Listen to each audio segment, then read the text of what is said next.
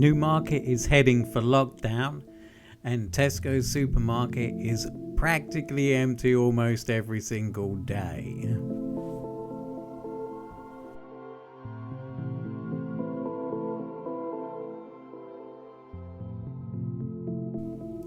So this is what it's like in our local supermarket. There's hardly anything on the shelves, and this was taken a few days ago, and the next day I went out looking for food and resources again, and it was even worse. I mean, like, even the vegetarian aisles have been stripped almost bare, and in some aisles are completely bare. It's like the shop was completely empty. However, there were a few bits and pieces around, and there were a few bits and pieces around in town. But I heard an older lady. She wasn't that old, but she was like a bit older than me.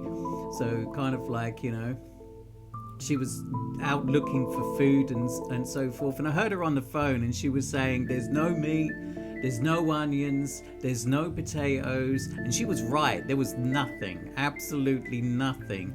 And people were quite rightly a little bit distressed. And that's what the panic buying does, is it just creates more of a problem, because we don't need to stuff all of our freezers absolutely jam-packed. I mean, these people must have dozens of chest freezers or something. Just buy some normal, as you normally would. That what we really need to be doing is doing a little bit more cleaning and using a little bit more disinfectant, and thinking about where we put our hands, like on door handles.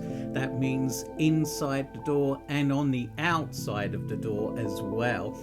That's including front door and back door, car handles, that kind of thing. Making sure that the house is clean and tidy is something that the majority of us would do anyway. So, this panic buying is just ridiculous. It's like, people have got to hold it together. The other thing that's happened is the charity shops have closed. And we've all been told not to go into the charity shops until further notice.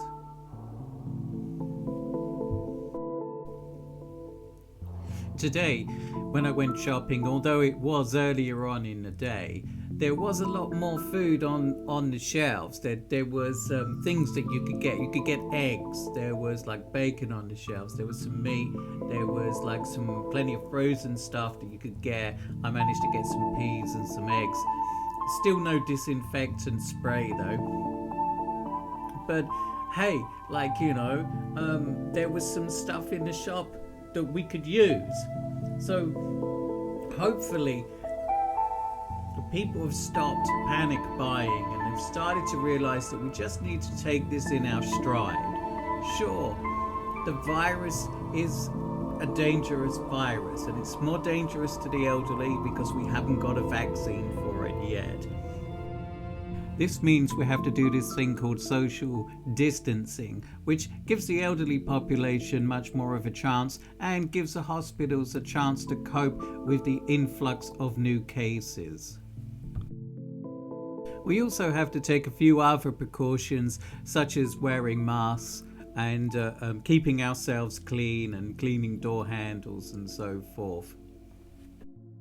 Even though we're basically stuck in the house, we can still consider ourselves to be quite fortunate that we live in a day and age that we do. Still got things like television, the internet, the radio, music. We are the luckiest generation that has been so far. We've got lots of things to be grateful for. So let's all keep it together and just be sensible over this crisis.